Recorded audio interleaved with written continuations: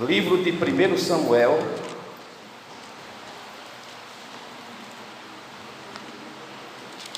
no capítulo de número 1.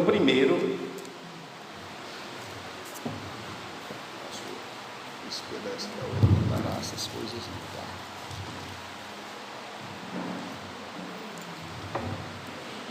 Como é que ficou isso aqui? Muito obrigado, viu? Acho que já dá para...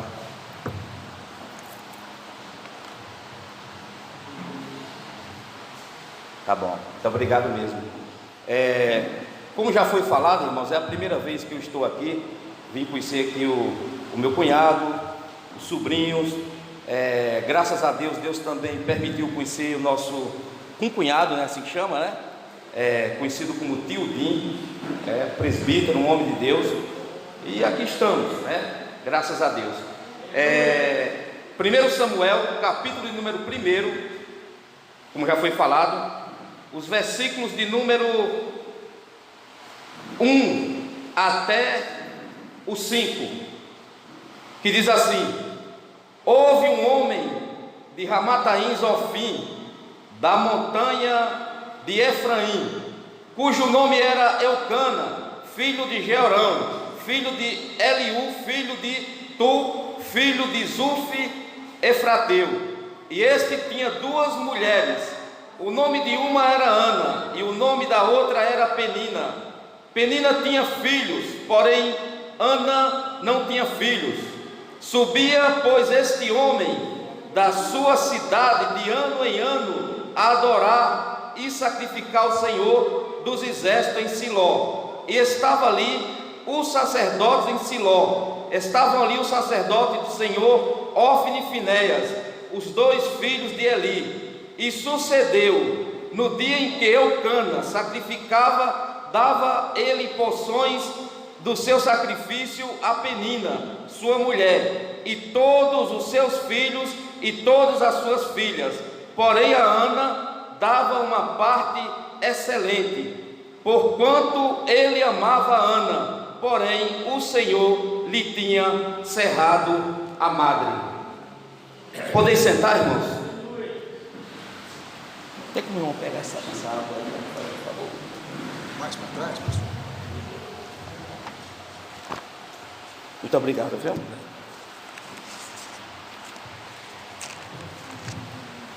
Amém. Muito obrigado, pastor. Aqui já Meus queridos irmãos, irmãs, hoje um culto de irmãs. Graças a Deus por essa grande vitória de estarmos aqui na casa de Deus, Irmãos, nós lemos aqui uma parte que fala de um homem por nome de Eucana. Esse homem tinha duas mulheres. O nome de uma era Penina, o nome da outra era Ana. E Ana, ela não tinha filhos, ela era estéril.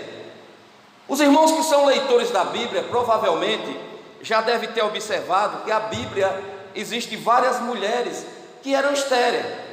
Por exemplo, Sara, Raquel, algumas mulheres ali, Rebeca, eram estéreis, não podia ter filhos. E com Ana não era diferente, Ana era estéril. Agora tem uma coisa, irmãos, a gente leu aqui no versículo 5, que foi o Senhor que cerrou a madre dela. A gente vamos começar aqui devagarzinho. O irmão lá na igreja que eu congreguei, ele sempre dizia: tem que ir devagarzinho como faca na melancia. Com o avião, quando o avião ele vai pegar o voo, ele não já sobe de uma vez. Primeiramente ele vai ali dar umas voltas em torno ali da pista de voo, para esquentar as turbinas. Quando a turbina já está bem quente, então ele pega voo, E o que é que acontece aqui, irmãos? Que a gente pode ver aqui, Ana, ela era humilhada por aquela outra mulher por nome de Penina, A gente já, de vez em quando a gente ouve alguém dizer que no Antigo Testamento podia se casar com 2, com 10, com 1000 e com várias mulheres, o quanto que pudesse. Na verdade, irmãos, Deus ele instituiu a monogamia, ou seja, o homem ele para casar apenas com uma mulher, uma mulher e um homem, apenas um casal. Foi assim que Deus decretou desde o começo. Tanto que a gente vê aqui que por ter duas mulheres ali, existia confusão. Então Ana, ela não podia de modo nenhum ter filhos. Mas irmãos, uma coisa interessante é que filho, louvado seja Deus, é algo muito bom da parte de Deus. Porque irmãos, eu sei que toda pessoa que casa, ele quer ter filhos. Quando diz assim, não quero ter filho de jeito nenhum, não quero, existe alguma coisa errada.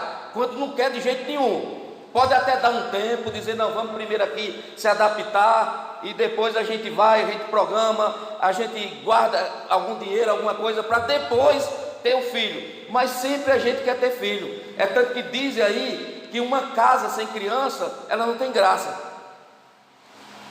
Não tem graça nenhuma casa sem criança. Agora eu analisei aqui algumas coisas, irmão.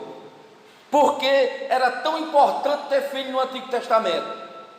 Quando uma mulher no Antigo Testamento, ela não tinha filhos, era uma coisa muito dolorosa. É tanto que teve uma mulher, ela chegou para o marido e falou assim, me dê filhos, senão eu morro. Queria porque queria e tinha que ter, por quê? Primeiramente, irmãos, vamos aí abrir nas Escrituras. Primeiramente porque era uma obediência a Deus. Ter filhos faz parte de obedecer ao plano de Deus. Abram aí comigo em Gênesis, primeiro livro da Bíblia, Gênesis, primeiro livro da Bíblia, no capítulo de número 1, e o versículo de número 28. Diz assim a palavra de Deus: Deus os abençoou e Deus lhe disse, frutificai e multiplicai, e enchei a terra, sujeitai-a, dominai-a sobre os peixes do mar. Então ele diz o quê? Que se deveria frutificar e multiplicar. Então tem que ter o quê? Tinha que ter, quando a pessoa quer filho, é porque Deus já colocou isso. Todos os seres humanos, mulheres, homens, tem que, porque faz parte. Segundo, os filhos são herança.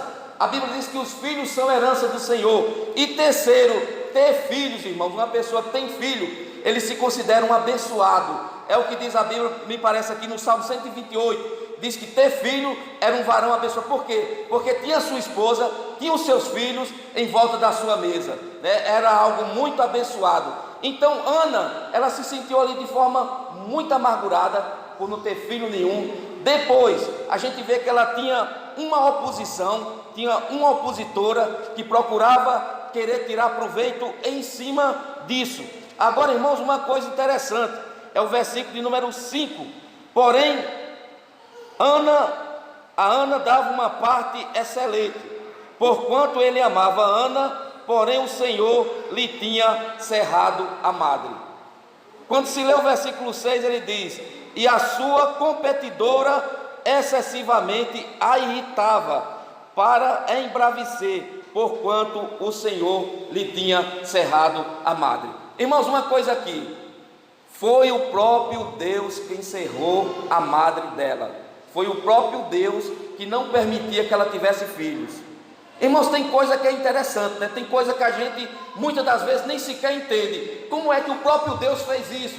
Irmãos, existem coisas que Deus faz que a princípio nós não compreendemos.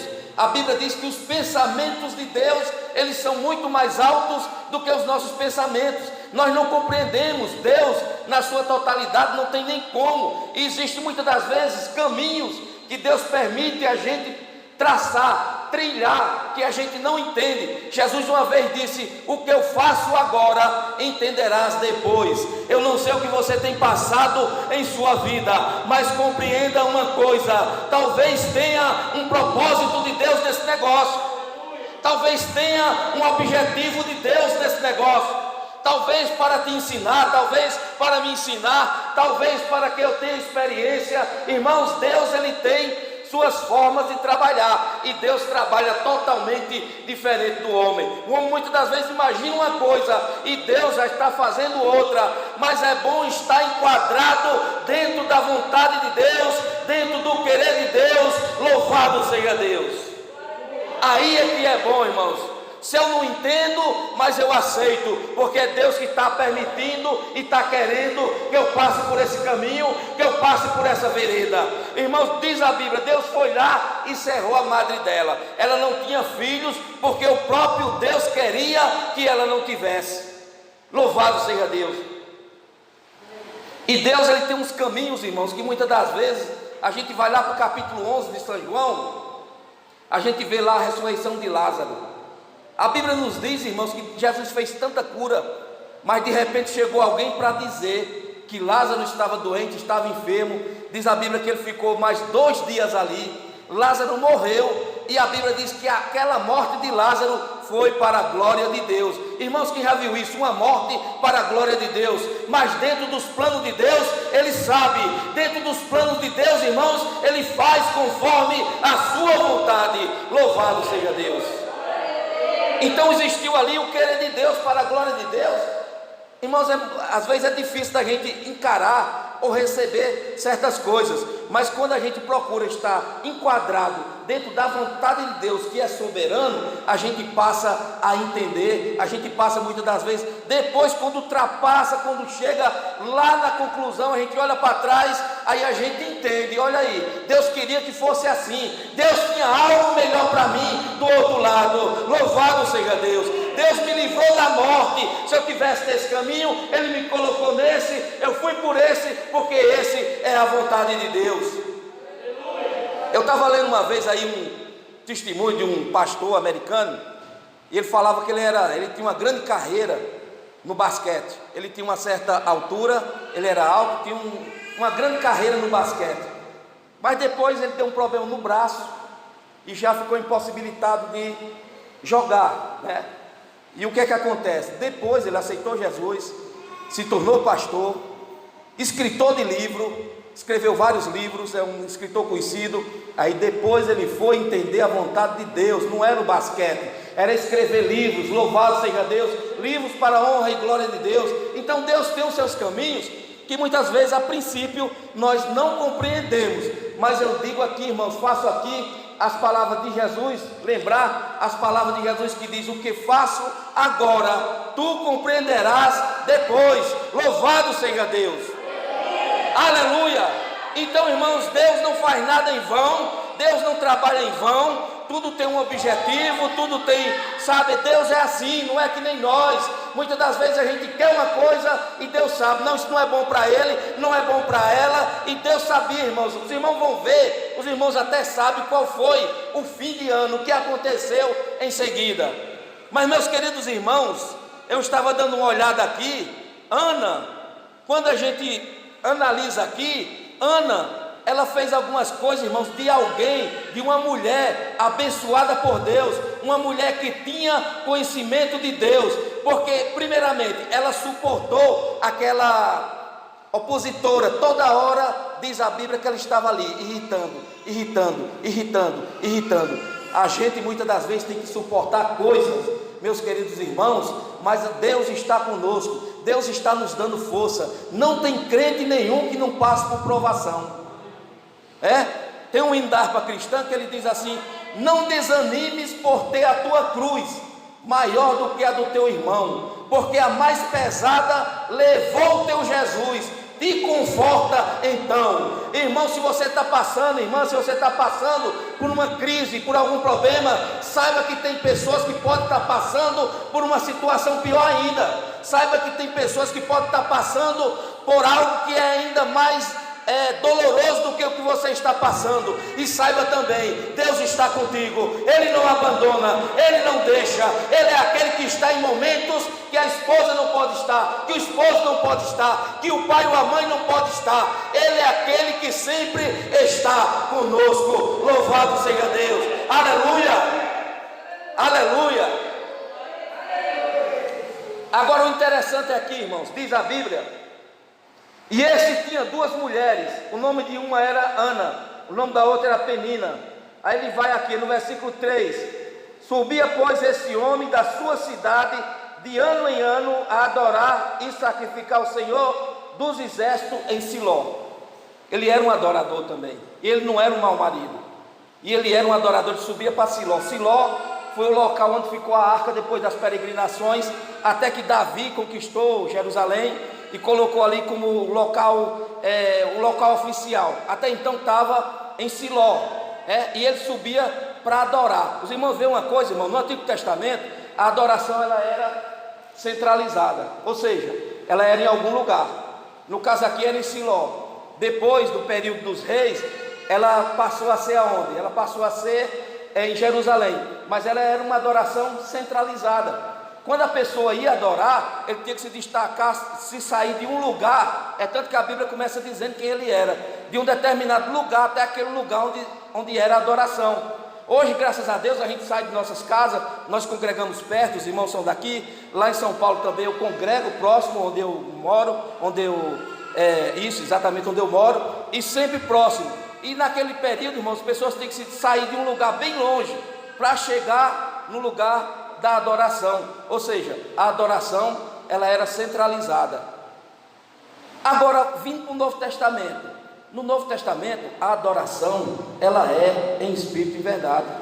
Jesus disse para a mulher samaritana, no capítulo 4, versículos 23 e 24, ele disse que os verdadeiros adoradores adorarão ao Pai em espírito e verdade. Irmãos, o apóstolo Paulo também falou em 1 Coríntios, no capítulo 3, versículo 16, que nós somos morada de Deus, que nós somos templo de Deus, morada do Espírito Santo. Naquele período era o Antigo Testamento, só tinha o Espírito Santo quem? O sacerdote, o profeta, o rei, o juiz. Mas hoje, irmãos, cada crente tem o Espírito Santo de Deus, cada crente é a igreja de Deus. Louvado seja Deus. A adoração é espírito e verdade, aleluia.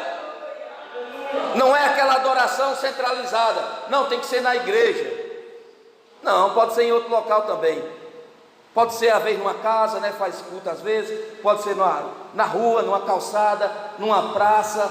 No entanto, irmãos, convém eu dizer aqui, tem um grupo, não sei se para aqui tem, mas lá em São Paulo tem, conhecido como os desigrejados. Eles não querem igreja nenhuma. Não, a gente serve a Deus em casa, nós somos a igreja. Tudo bem, claro, nós somos a igreja de Deus. Só que tem uma coisa, irmãos, existe também a igreja como no sentido de reunião, de se reunir os crentes. Tem que ter pastor, tem que ter uma organização, o crente tem que estar próximo um do outro. Irmãos, um tição de brasa, quando ele está afastado, ele se apaga rápido. Quem já acendeu churrasqueira sabe, tem que juntar ali, junta, o fogo vai pegando, vai se espalhando, e muitas das vezes, irmão, a gente chega fraco aqui dentro, e muitas das vezes até uma saudação a gente se anima, porque tem aquelas pessoas que para cumprimentar o outro é um pouco fraco, a paz do Senhor, ou então para cortar caminho passou, que vai mais rápido. Mas tem uns que já cumprimentam mesmo com firmeza, que a pessoa até sente, chega e estremece. Por quê, irmãos? Porque estando juntos, louvado seja Deus, nós somos muito mais fortes. Louvado seja Deus. E Deus, Ele opera. O Espírito Santo de Deus, Ele desceu no dia de Pentecostes, no capítulo 2 de Atos. Diz a Bíblia que estavam todos reunidos no mesmo lugar. Louvado seja Deus. Agora, continuando aqui, irmãos, aquela mulher por nome de Ana, ela superou aquilo ali, ela não aceitou, porque muitas das vezes nós não podemos aceitar certas coisas. Nós temos um Deus que resolve as coisas, nós temos um Deus que pode tudo, nós temos um Deus que age, nós temos um Deus que faz, nós temos um Deus que opera. Louvado seja Deus. Então não podemos, irmão, muitas das vezes eu tenho uma família, meus tios, eles aceitam muito as coisas, lá do Ceará, que eu sou de lá, eles aceitam muitas coisas, doença, por exemplo, está doente, aí se acomoda, se senta ali e reclama aquela coisa toda, eu tenho até um tio que ele estava se travando todinho, de repente, quando foi procurar já estava tarde demais, aceitou aquela situação, não caminhava nem um pouquinho. Eu tenho uma avó que ela, com quase 100 anos, irmãos, ela não podia mais, ela não se rendia, ela saía pelas paredes das calçadas ali, mas para não ficar totalmente parada ali, porque se parar totalmente, a coisa trava, e Deus não nos chamou para estarmos parados, Deus nos chamou para movimentar. Essa é a igreja que anda, louvado seja Deus, essa é a igreja que vai, aleluia, sempre seguindo em frente, aleluia. Então Ana, ela não aceitou não, de jeito nenhum. ela não foi brigar com a opositora dela, ela não foi procurar fazer conversa, coisa assim desse tipo, não, mas ela acreditava em Deus, ela cria que Deus poderia resolver aquela situação. Irmãos, e algumas coisas aqui na oração dela, eu estava olhando aqui, é muito interessante alguns pontos, né? Primeiramente, foi uma oração de entrega total. A gente pode ver isso quando a gente olha aí no versículo número 11 e 13. Acompanhe comigo. 11 e 13 diz assim: e votou um voto dizendo: o Senhor dos exércitos, se benignamente atentares para a aflição da tua serva, e de mim te lembrares, e da tua serva te não esqueceres, mas a tua serva deres um filho varão ao Senhor, o darei por todos os dias da sua vida, e sobre a sua cabeça não passará navalha. Uma oração completamente de entrega, de uma mulher, irmãos, que estava com o espírito, diz a Bíblia, angustiado. Então ela faz uma oração ali, de repente ela se entrega, porque tem oração, irmãos, que é muito superficial. Tem umas pessoas que quando vai orar, muitas das vezes elas acham que Deus vai ouvir se ela começar a dizer palavras difíceis. Senhor, pois dos recônditos desse local, ela acha que ela tem que começar a falar palavras difíceis. Irmão, Deus nos entende a ponto de transformar os nossos gemidos em gemidos inexprimíveis. Deus nos entende por completo. Se tem alguém que entende eu, que entende você, é Deus. Ele me entende melhor do que eu. Tem hora que eu faço alguma coisa, aí eu digo, mas rapaz, eu fiz isso. E tem hora que eu desconheço coisas em mim que eu vou depois aprendendo, pegando. É tanto que os gregos, eles costumavam dizer, conhece-te a ti mesmo, porque a gente tem que procurar conhecer a nós mesmos. Já o apóstolo Paulo falou diferente, ele disse assim, examine-se a si mesmo. A gente tem que estar constantemente nos examinando para nos conhecer a nós mesmos. Mas tem uma coisa, irmão, Deus nos conhece muito bem. Não precisa usar palavras difíceis, não precisa de um vocabulário refinado, de um vocabulário culto. Deus, Ele nos entende falando da forma que nós falamos. E o segredo é se entregar por completo a Ele. Louvado seja Deus. Se for uma oração, irmãos, que é da boca para fora, talvez Ele não atenda. Tem um povo que Jesus falou no Novo Testamento. Ele disse assim: esse povo, eles me honram com os lábios, mas o coração está longe de mim. Então tem aquelas orações já feitas. Eu vejo o pessoal colocando oração da tarde, oração para o anjo. Pelo amor de Deus, irmãos, uma oração é conversar com Deus, e nós podemos conversar com Ele como conversamos com um amigo, contar para Ele todos os problemas, contar para Ele todas as dificuldades, pedir a Ele graça, pedir a Ele força, pedir a Ele que resolva os problemas. Então Deus é assim, é desse jeito Ele. Então ela se entregou, foi uma oração de entrega. Apesar dela estar angustiada, apesar dela estar amargurada, apesar dela estar ali, aquela opositora o tempo todo procurando e criticando e aquela coisa toda, mas ela se entregou naquela oração, uma oração de entrega. Se não tiver entrega, irmão, não tem como. Não tem como de jeito nenhum. Mas a oração, ela tem que ser uma oração de entrega, tanto da vida como dos problemas. A Bíblia diz: entrega teu caminho ao Senhor. Salmo 37, né? Entrega teu caminho ao Senhor, confia nele, e o mais Ele fará. Tem que ter uma entrega. Agora, irmãos, dando continuidade aqui, no 1.2 aqui, ela tinha uma oração perseverante. Diz a Bíblia que ela perseverou em orar. Tem muitas das vezes, irmãos, a pessoa começa a orar e desiste por uma determinada causa que ela acha que é impossível, mas ela está fazendo a coisa certa, está entregando nas mãos de um Deus que é o Deus do impossível. Então o que é que tem que acontecer? Ela tem que perseverar, e muitas das vezes a pessoa não persevera. É bem verdade, irmãos, que uma vez me perguntaram: não, mas como é que Deus, Ele já sabe o que a pessoa ela precisa, e por que a pessoa tem que dizer? Por quê? Porque Ele quer ouvir das nossas bocas. Ele quer que a gente diga para Ele. Ele quer que a gente se relacione com Ele. Ele quer que a gente converse com Ele. Louvado seja Deus. Então tem que ter perseverança, até porque não sabemos o dia em que Deus vai operar. Irmãos, tem coisa que Deus já resolve na hora, tem coisa que Ele resolve daqui uma semana, tem coisa que Ele resolve daqui a 10 dias, ou 20, tem coisa que Ele resolve daqui a 5 anos, 4 anos, 5, 10, 20, tudo vai, irmãos, do querer e da vontade de Deus. Ele tem o tempo certo para operar. Hoje em dia eu vejo as pessoas querendo fazer uns tipos de coisa, querendo que Deus já atue na hora, querendo que Deus já resolva na hora, querendo que Deus já... Não, irmãos, espera aí, Deus tem o tempo certo para operar, e é dentro do querer dele, não é nós não. Se fosse por nós, muitas das vezes, a coisa a gente já queria. O ser humano, ele é imediatista. O ser humano, ele é imediatista, ou seja, tudo ele quer para hoje, tudo ele quer para amanhã. Mas o nosso Deus, irmãos, Ele é eterno, aleluia, Ele sabe o tempo de operar. A Bíblia diz a respeito de Jesus Cristo, que na plenitude dos tempos, Deus enviou seu Filho, nascido de mulher, debaixo da lei, para resgatar os que estavam debaixo da lei. Ele tem o tempo certo de operar, Ele tem o dia certo, o tempo certo, a hora certa. Então confie nele, entregue o seu caminho a Ele, e tudo mais Ele fará. Não tenha pressa se Deus quer que você espere. Não tenha pressa. Não tenha pressa. Não queira, como diz lá o nordestino, colocar a carroça na frente dos burros ou na frente dos animais. Não faça isso.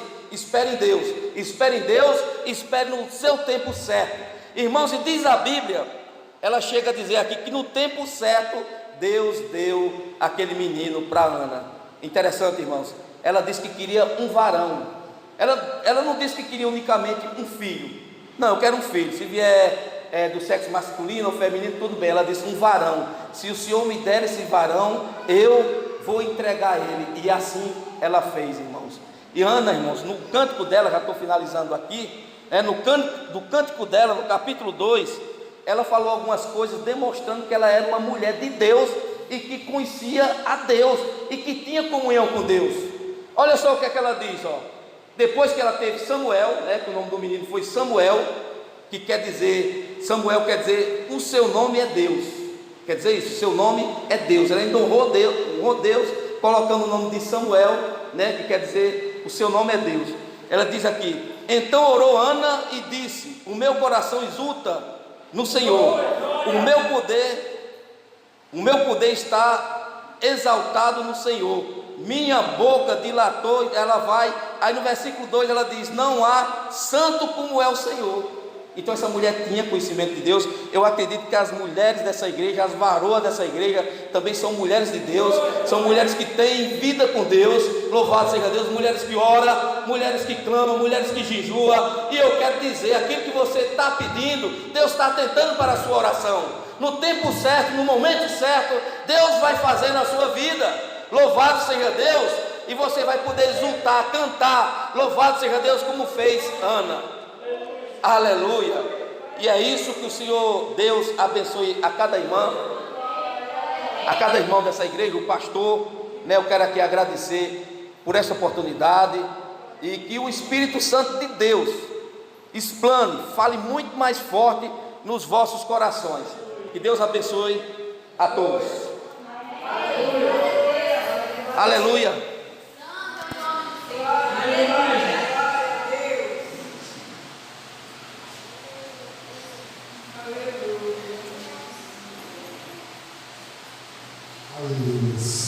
Irmãos, Deus falou comigo poderosamente.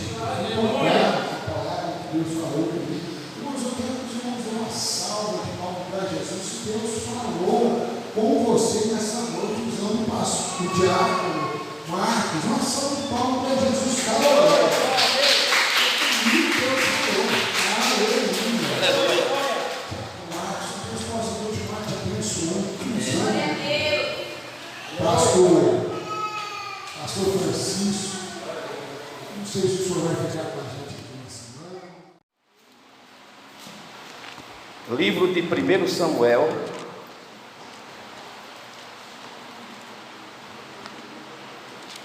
no capítulo de número 1.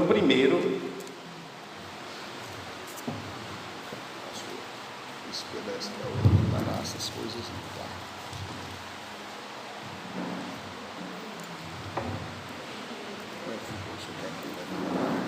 Muito obrigado, viu? Acho que já dá para.